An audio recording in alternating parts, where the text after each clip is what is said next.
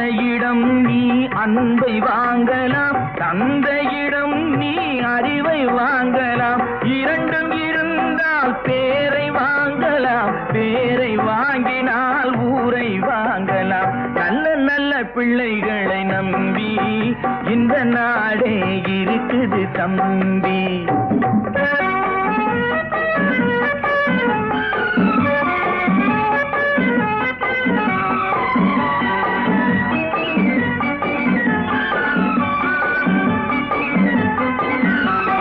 கருணை இருந்தால் வள்ளலாகலாம், கடமை இருந்தால் வீரனாகலாம், பொறுமை இருந்தால் மனிதனாகலாம், மூன்றும் இருந்தால் தலைவனாகலாம். இந்த மூன்றும் இருந்தால் தலைவனாகலாம். நல்ல நல்ல பிள்ளைகளை